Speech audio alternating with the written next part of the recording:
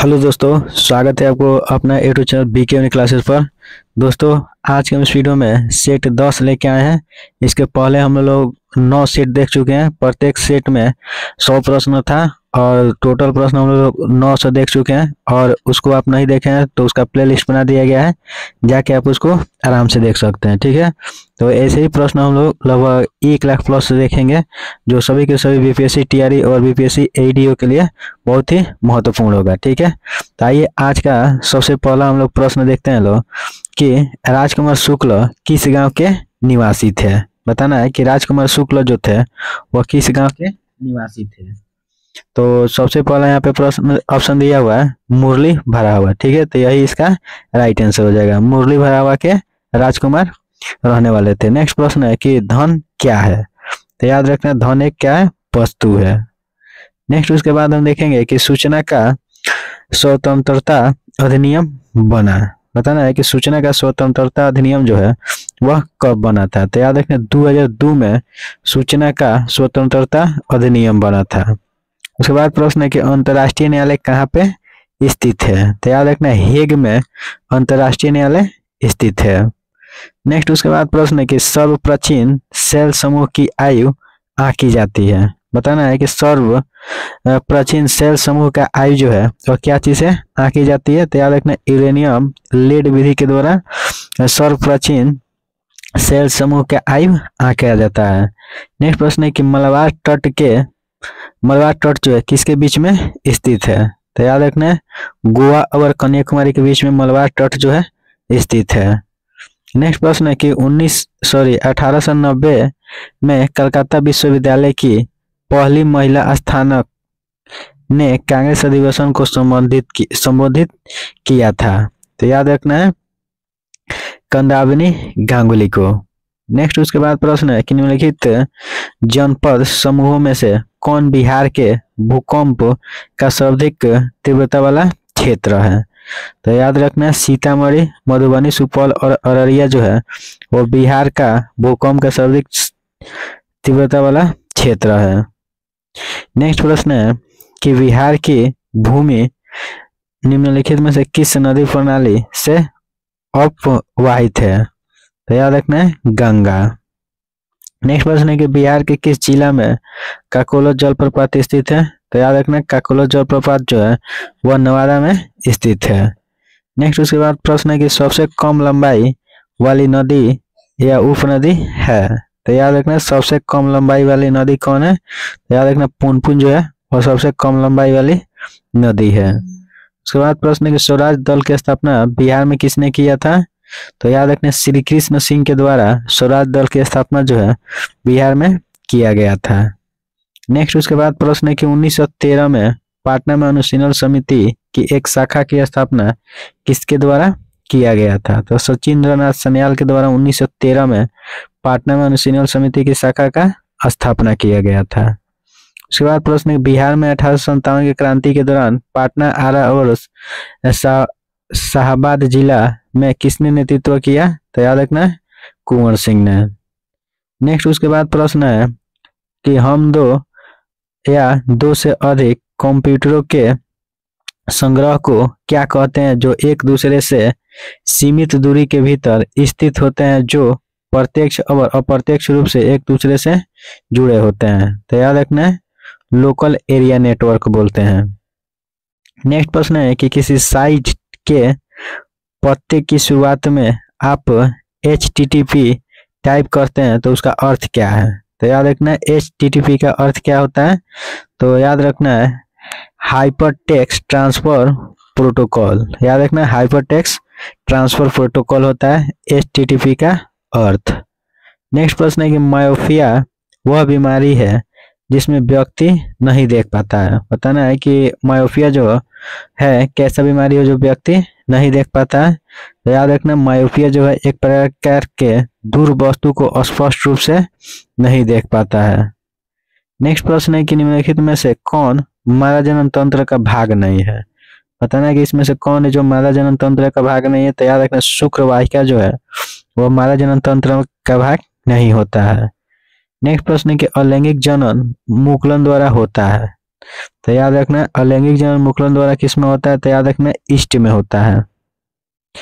Next प्रश्न है 20 number कि निम्नलिखित में से कौन अंतःस्रावी ग्रंथि नहीं है, तो याद रखना है थायराइड, पिट्यूटरी और लैक्रिमल जो है यह अंतःस्रावी ग्रंथि नहीं है, तो इसका राइट आंसर है उपयुक्त में से एक से अधिक। नेक्स्ट उसके बाद हम देखेंगे यहाँ पे प्रश्न निम्नलिखित में से कौन विटामिन प्रति संकलन विषों के प्रति विष प्रतिकारक के रूप में प्रयोग किया जाता है, तो याद रखना विटामिन के का। नेक्स्ट प्रश्न है कि ट्राइग्लिसराइड क्या है, तो याद रखना यह एक प्रकार के वसा होता है। नेक्स्ट उसके बाद देखेंगे कि मानव गुर्दों की कोशिका में लिंग गुणसूत्रों की संख्या होती है, बताना है कि मानव गुर्दा में गुणसूत्रों की संख्या जो होता है कितना होता है, तो एक जोड़ा होता है। नेक्स्ट प्रश्न है कि जब पानी जम जाता है तो उसका घनत्व होता है, याद रखना है कम हो जाता है। याद रखना जब पानी जम जाता है तो उसका घनत्व कम हो जाता है।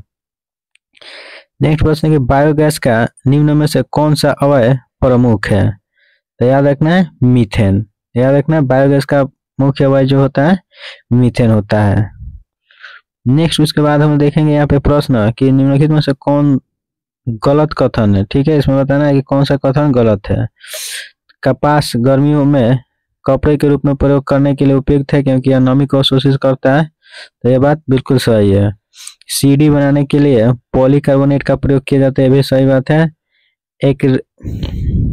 एक रिकल को कृत्रिम रेशा भी कहा जाता है क्योंकि यह कपास से तैयार होता है लेकिन रेशा की तरह चमकता है, यह बात गलत है, तो यही हमारा राइट आंसर हो जाएगा।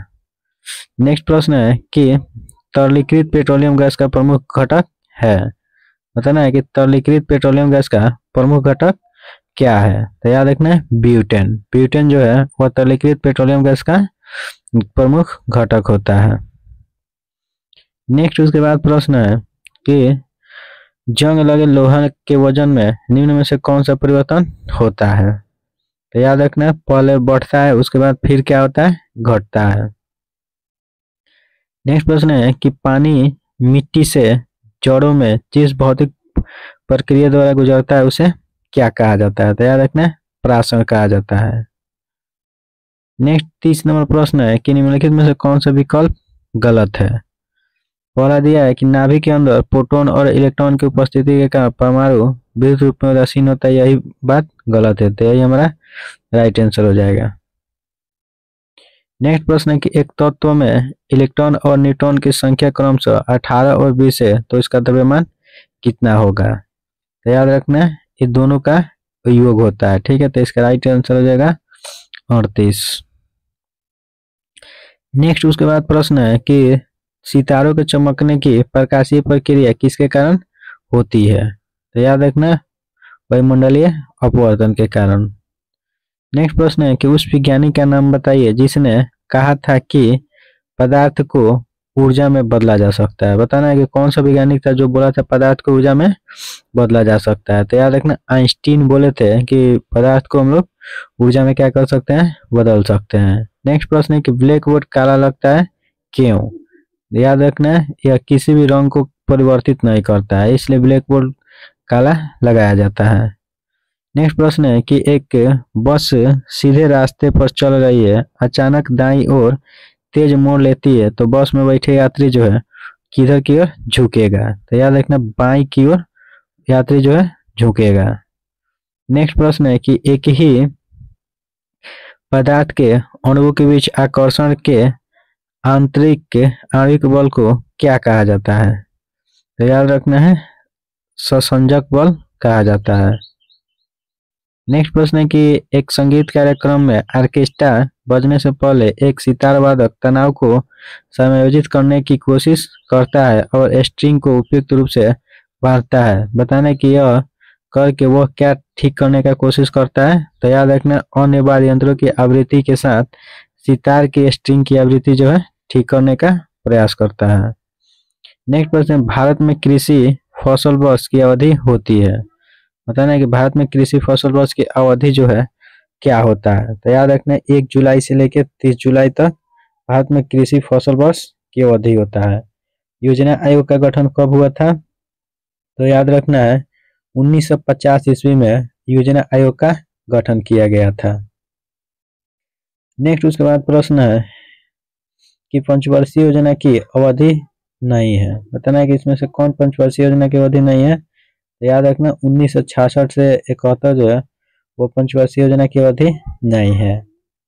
नेक्स्ट उसके बाद प्रश्न है कि भारतवर्ष में कौन सी विनिमय दर व्यवस्था लागू है। तो याद रखना फ्री फ्लोट।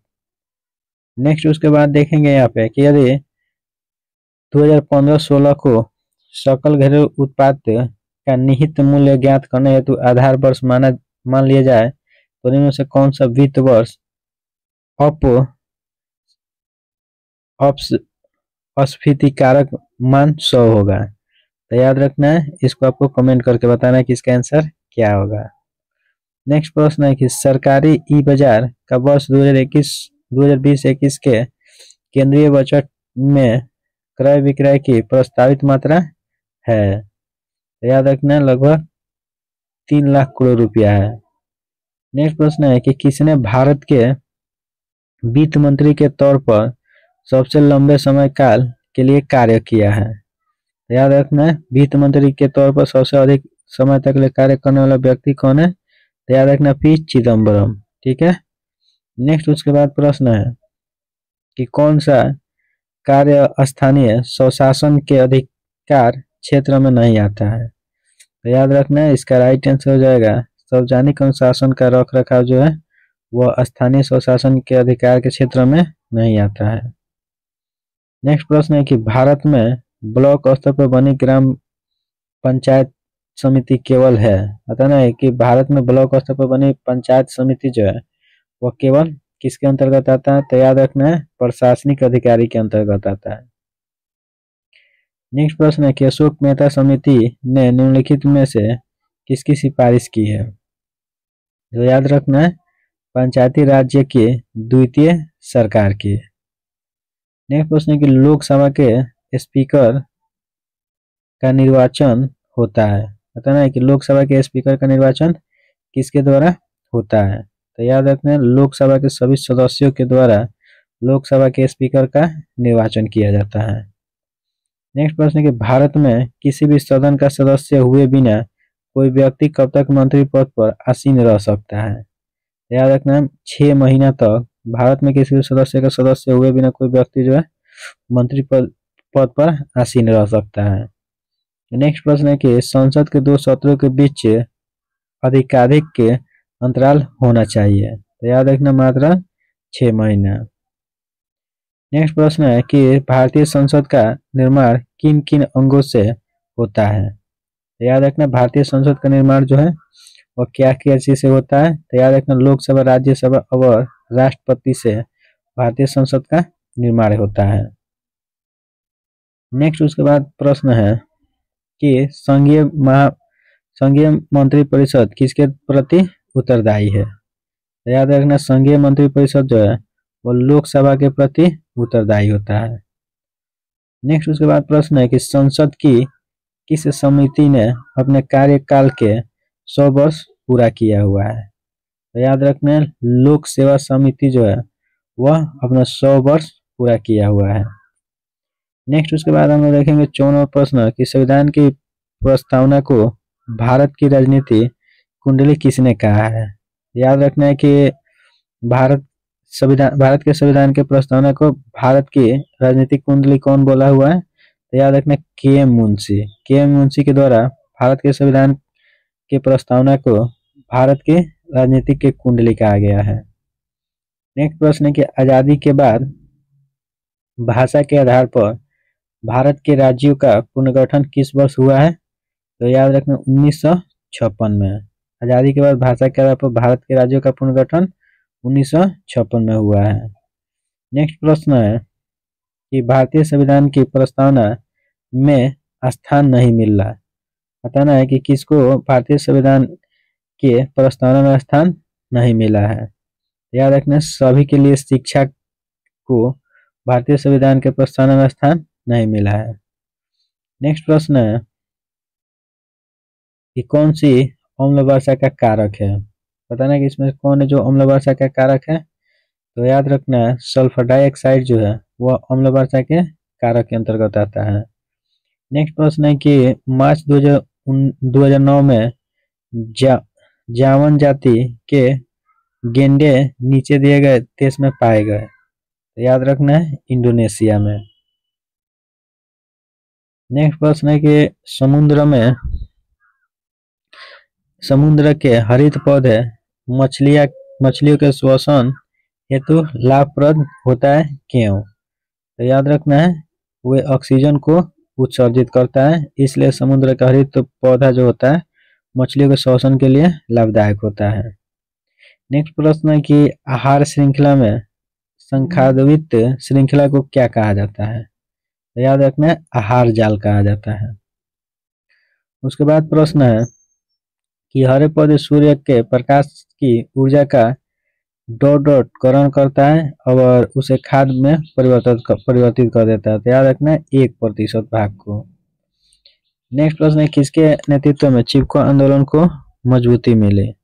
बताना है कि किसके नेतृत्व में चिपको आंदोलन को मजबूती मिली है। तो याद रखना सुंदरलाल बहुगुणा के नेतृत्व में चिपको आंदोलन को मजबूती प्राप्त हुआ। इसके बाद प्रश्न है कि 2011 की जनगणना के अनुसार निम्नलिखित राज्यों में से किसकी ग्रामीण जनसंख्या सर्वाधिक है? याद रखना है 2011 की जनगणना के अनुसार सबसे अधिक ग्रामीण जनसंख्या कर्नाटक में है। उसके बाद प्रश्न है कि 2011 की जनगणना के अनुसार बिहार भारत का सबसे अधिक जनसंख्या वाला राज्य है। याद रखना है तीसरा सबसे बड़ा जनसंख्या वाला राज्य 2011 के अनुसार बिहार है। उसके बाद प्रश्न है कि भारत के निम्नलिखित किन प्रदेशों में अनुसूचित जाति जनसंख्या कुल जनसंख्या के 25% से अधिक है? तो याद रखना है पंजाब और हिमाचल प्रदेश के। उसके बाद प्रश्न है कि पृथ्वी की छत स्थित है। बताना है कि पृथ्वी की छत जो है वह किस में स्थित है? तो याद रखें तिब्बत की पठार में पृथ्वी की छत स्थित है। नेक्स्ट प्रश्न है कि विश्व का कहवा पतन के नाम से जाना जाता है। बताना है किसको विश्व का कहवा पतन के नाम से जाना जाता है? याद रखना है सेंतोस को विश्व के कहवा पतन के नाम से जाना जाता है। उसके बाद प्रश्न है कि भ्रंश स्कार्प होता है। बताना है कि भ्रंश स्कार्प कहाँ होता है, क्या होता है? तो याद रखना है विवर्तनिक होता है। नेक्स्ट प्रश्न है कि मृद निम्नलिखित में से किस वन पे पाए जाते हैं? तो याद रखना है मरुस्थलीय वन पर। नेक्स्ट प्रश्न है कि भौगोलिक क्षेत्रफल की दृष्टि से जापान का सबसे बड़ा द्वीप कौन है? तो याद रखना होन्शु जो है वो भौगोलिक क्षेत्रफल की दृष्टि से जापान का सबसे बड़ा द्वीप है। नेक्स्ट प्रश्न है कि ग्रीनलैंड निम्न देशों में से किस देश का भाग है? तो याद रखना ग्रीनलैंड जो है वो किस देश का भाग है? तो याद रखना है डेनमार्क का। याद रखना है ग्रीनलैंड डेनमार्क का भाग है। उसके बाद प्रश्न है कि किस भौगोलिक क्षेत्र की दृष्टि से सीमा रहित सबसे बड़ा देश है? तो याद रखना है जापान। नेक्स्ट उसके बाद प्रश्न है कि भारत में इनमें से किस तेल शोधन कारखानों की स्थापना रोमानिया के सहयोग से किया गया है? तो याद रखना है रोमानिया के सहयोग से किसका स्थापना किया गया है? तो याद रखना है इसका राइट आंसर हो जाएगा गुवाहाटी का। ठीक है, याद रखना है गुवाहाटी तेल शोधक कारखाना जो है रोमानिया के सहयोग से किया गया है। नेक्स्ट प्रश्न है कि जब मिट्टी अति क्षारीय हो तो उसमें पौधा पैदा नहीं होता है, तब मिट्टी की गुणवत्ता में सुधार करने के लिए क्या मिलाया जाता है? तो याद रखना कार्बनिक पदार्थ को मिलाया जाता है। नेक्स्ट उसके बाद प्रश्न है कि प्राचीन जलोढ़ मिट्टिया का क्षेत्र बाडिंड का मैदान स्थित है। तो याद रखना है कोसी महानंदा तथा संकोश नदी के मध्य में। नेक्स्ट प्रश्न है कि करेवा किस प्रकार की खेती के लिए प्रसिद्ध है? तो याद रखना है क से यहाँ पे कर रेवा है। ठीक है, तो करेवा जो है केसर की खेती के लिए बहुत ही प्रसिद्ध है। नेक्स्ट उसके बाद हम लोग देखेंगे यहाँ पे प्रश्न 77 नंबर कि गंगा के मैदान को एक टेरिटरीज के रूप में वर्णित किया गया है। तो याद रखना है जियोसिन क्लाइन के रूप में। नेक्स्ट उसके बाद प्रश्न है कि पूर्वी उत्तर प्रदेश एवं बिहार के पूर्वी उत्तर प्रदेश और बिहार के भाग निम्नलिखित मैदानों में से किसमें सम्मिलित है। तो याद रखना है इसका राइट आंसर हो जाएगा मध्य गंगा। नेक्स्ट प्रश्न निम्नलिखित पर्वत श्रेणियों में से कौन गंगा के मैदान एवं ढक्कन के पठार को विभाजित करता है। तो याद रखना विंध्याचल श्रेणी। नेक्स्ट प्रश्न दयानंद सरस्वती द्वारा स्थापित है। याद रखना आर्य समाज जो है वह दयानंद सरस्वती के द्वारा स्थापित किया गया है। उसके बाद प्रश्न है कि आत्मीय सभा के संस्थापक थे। बताना है कि आत्मीय सभा के संस्थापक कौन थे। तो याद रखना राजा राम मोहन राय। याद रखना है आत्मीय सभा के संस्थापक राजा राम मोहन राय थे। नेक्स्ट उसके बाद प्रश्न है कि नीचे दिए गए यहाँ पे समाजवादी समाचार पत्र दिया है हिंदू केसरी बंगाली हिंदुस्तानी सुधारक के संस्थापकों के नाम इसमें क्या हो जाएगा। तो आइए यहाँ पे देखते हैं। सबसे पहले दिया है यहाँ पे द हिंदू। ठीक है, तो द हिंदू जो है जी शुभम अय्यर के द्वारा लिखा गया है और बंगाली जो है बाल गंगाधर तिलक के द्वारा। तो यही इसका राइट आंसर हो जाएगा। नेक्स्ट प्रश्न है कि स्वामी सहजानंद सरस्वती ने एक पत्रिका का प्रकाशन किया जिसका नाम था। बताना है कि स्वामी सहजानंद सरस्वती ने एक पत्रिका का प्रकाशन किया था जिसका नाम क्या था। याद रखना है हुंकार। नेक्स्ट प्रश्न नाउ और नेवर पेम्पलेट किसने लिखा। तो याद रखना है रहमत अली के द्वारा नाउ और नेवर पेम्पलेट लिखा गया था। नेक्स्ट उसके बाद प्रश्न है कि 1857 का विद्रोह दमन के बाद भारतीय फौज के 9 संगठन संबंधित थे। याद रखना है पीर आयोग के द्वारा। जगदीशपुर के राजा कौन थे। तो याद रखना कुंवर सिंह जो थे वो जगदीशपुर के राजा थे। नेक्स्ट प्रश्न है कि 1857 के विद्रोह का बिहार में 15 जुलाई 1857 से 20 जनवरी 1857 तक केंद्र था। तो याद रखना है जगदीशपुर। नेक्स्ट प्रश्न है दिल्ली दरबार के समय भारत का वायसराय कौन था। याद रखना लॉर्ड लिटन जो था वो दिल्ली दरबार के समय भारत का वायसराय था। नेक्स्ट प्रश्न है कि भारत में ब्रिटिश साम्राज्य का संस्थापक कौन था। तो याद रखना है भारत में ब्रिटिश साम्राज्य के संस्थापक कौन था। तो याद रखना है लॉर्ड क्लाइव। क्लाइव जो था भारत में ब्रिटिश साम्राज्य के संस्थापक था। नेक्स्ट प्रश्न है कि 1960 का प्रसिद्ध वांडी वास का युद्ध अंग्रेजों के खिलाफ लड़ा गया। तो याद रखना फ्रांसीसी के साथ। नेक्स्ट प्रश्न है कि बहमनी राज्य का संस्थापक कौन था। बताना है कि बहमनी राज्य के संस्थापक कौन था। तो याद रखना अलाउद्दीन हसन जो था वह बहमनी राज्य के संस्थापक था। नेक्स्ट प्रश्न है कि दक्षिणी चित्रकला का विकास कहाँ से हुआ। तो याद रखना है बीजापुर गोलकुंडा से दक्षिणी चित्रकला का विकास हुआ था। नेक्स्ट प्रश्न है विजयनगर साम्राज्य के 300 बंदरगाह होने और विभिन्न क्षेत्रों के साथ वाणिज्यिक संपर्क स्थापित करने के बारे में किसने बयान दिया। तो याद रखना है अब्दुल रजाक ने। नेक्स्ट प्रश्न है कि भारत के प्राचीनतम सिक्के हैं। तो याद रखना है आहत सिक्के। याद रखना भारत के प्राचीनतम सिक्का कौन है। तो आहत सिक्का है। नेक्स्ट प्रश्न है कि 6ठी शताब्दी ईस्वी में कौन एक गणतंत्र था। तो याद रखना 6ठी शताब्दी ईस्वी में कौन एक गणतंत्र था। तो याद रखना मल। नेक्स्ट उसके बाद प्रश्न है कि मगध की प्रारंभिक राजधानी कौन थी। तो याद रखना है राजगीर जिसे गिरिब्रज कहा जाता है। ठीक है, मगध की प्रारंभिक राजधानी थी। नेक्स्ट प्रश्न है कि अजातशत्रु के वंश का नाम क्या था। बताना है कि अजातशत्रु के वंश का नाम क्या था। तो याद रखना हर्यक वंश। नेक्स्ट प्रश्न है कि मेगास्थनीज दूत था। तो याद रखना मेगास्थनीज जो था वह सेल्यूकस का दूत था। नेक्स्ट उसके बाद हम देखेंगे यहाँ पे प्रश्न कि अशोक के धम्म का मूल्य संदेश क्या है। बताना है कि अशोक के धम्म का मूल्य संदेश क्या है। ठीक है, इसको आपको कमेंट करके आंसर बताना है कि अशोक के धम्म का मूल्य संदेश जो था क्या था। नेक्स्ट उसके बाद प्रश्न है कि कलिंग नरेश खरवेल का संबंध था।